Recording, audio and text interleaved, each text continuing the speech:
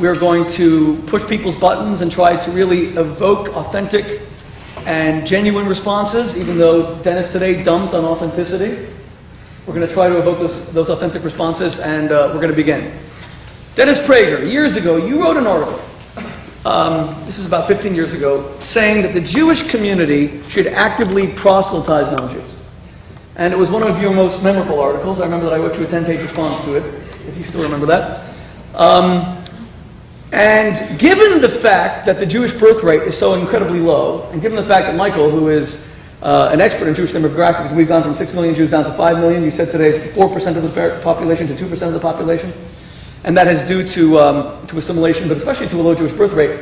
Should the Jewish community reverse basically a 3 millennia approach in not actively proselytizing and become like the Mormons? The Mormons have caught up to the Jews after just 160 years of existence. There's 14 million Mormons, fastest growing religion in the world, 14 million Jews. We're 3,500 years older, but they field 60,000 missionaries. Good idea or bad? It's a good idea, but my biggest thrust is that Jews talk to the world, period. A few years ago I had an idea, and it was something I wanted to start in LA where I live, and that is bring a Christian home for Shabbat dinner. It ran into the following problem. The Jews who had Christian friends didn't have a Shabbat dinner, and the Jews who made Shabbat didn't have Christian friends. And that ended that brilliant idea that I had, one of many that fell before even being tried. But that really summarizes what I believe is the Jewish tragedy. Jewish Jews don't talk to the world, non-Jewish Jews talk to the world. Do you know how often I get a call or an email from a non-Jewish listener, and obviously having a national radio show, most of your listeners are not going to be Jewish. And very often, in total seriousness, the listener will write or say, Dennis, just want you to know you're the first Jew I ever met. And of course I'm not the first Jew they ever met. They've met Jews in their work, they've met Jews on television. I'm the first Jewish Jew that they ever met. Jewish Jews stay home. Jewish Jews, the more Jewish the Jew, I mean religiously, the more insular he or she is likely to be. Indeed, one of the biggest challenges I get from religious Jews is, Dennis, please, we have to work with Jews. We have so many lost Jews. When you talk to the guy, and Dennis, maybe one day, and Mashiach will come and talk to the guy. In the meantime, we got to worry about all the lost Jews. As if there was some sort of contradiction between talking to the world and talking to Jews. So that's the issue of proselytizing is way down the list of mine, although I'm for it in a very sophisticated way. In other words, I don't want to turn Christians into Jews, but if someone has no religion, I see no reason why we shouldn't offer Judaism as everything else is offered. But that's secondary to the biggest single issue. We need to talk to the world from within Judaism.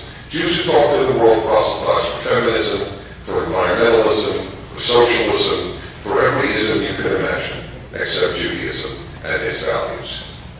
Okay.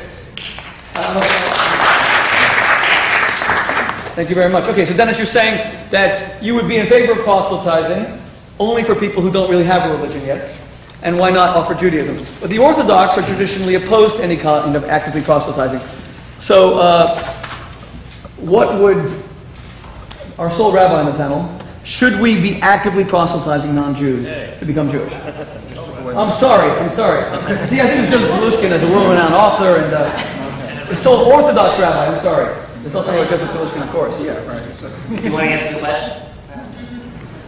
Well, first of all, Dennis, 2 comments. One is, thank God Yeshiva University has rabbis around the country, and if you want to work out some way in which we can have them open their homes to non-Jews, we should talk about that after the program.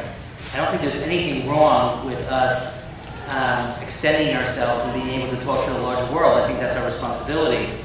However, I do believe that it's not our responsibility to become the largest religion. I think that Judaism believes that there's more than one way to heaven.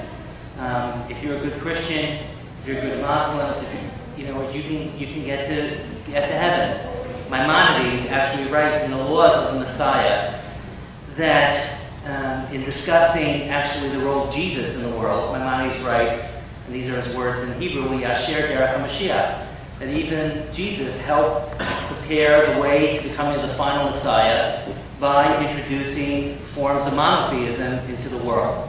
So I do believe that it's extremely important to recognize that every religion has purpose. We have to share the norms and mores of Judaism to the larger world. We don't believe in a Robinson Crusoe lifestyle.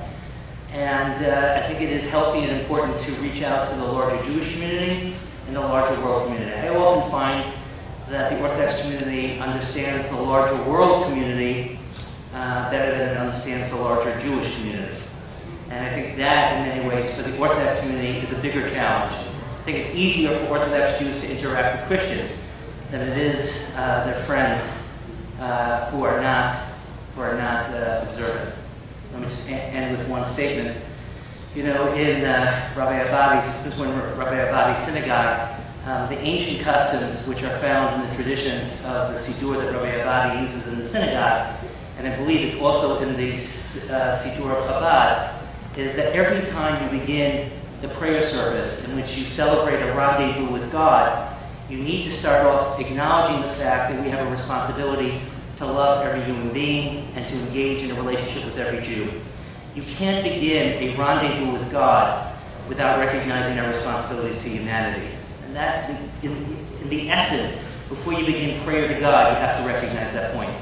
So I think we have to teach those points. We have to teach them wisely, and I don't think there's any chasm between the responsibility to engage the larger Jewish community and to engage society. Okay, well now I want to make this more of a talk show, because I mean, fair enough, but the fact is, our numbers are plummeting, and there's 2 Jews left in America, and you can't support Israel once you fall below a critical mass, and we're up against Arab boycotts of 1 billion people, and there's only 14 million Jews, and as Michael Steinhardt said today, I think it was you, Michael, who said that in Europe, maybe it was Dennis, in Europe we've all but disappeared, and it was you who said it, right?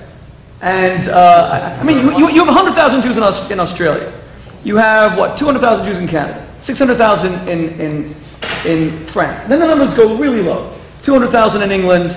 In the United States, down to 5 million, 2% of the population. I mean, Michael, numbers are important after all. We're not going to suddenly increase our birth rate vastly. Isn't proselytizing the only way to solve this dilemma? No, I don't think so. I don't know if democracy is the right way to deal with most issues, but I think in the following area, I would truly be a Democrat. If we had a plebiscite in Israel or in the United States or in other countries that had large Jewish populations, and the vote was on the following: in order to become a Jew, do you have to go through an Orthodox conversion? I think in virtually every Jewish country in the world, the vote would be no. If you had a second vote, in order to become a Jew, do you have to go through any religious conversion? I think there too, but I'm not so sure. I think there too, the vote would be no. So, my feeling is that in order to become a Jew everywhere in the world, it should be a simple process of a voluntary judgment on the part of an individual who chooses to be Jewish, and that choice alone should be sufficient for that person to be recognized as a Jew. And that, in meaningful part, would deal with your problem. Okay, well, interesting. But Michael...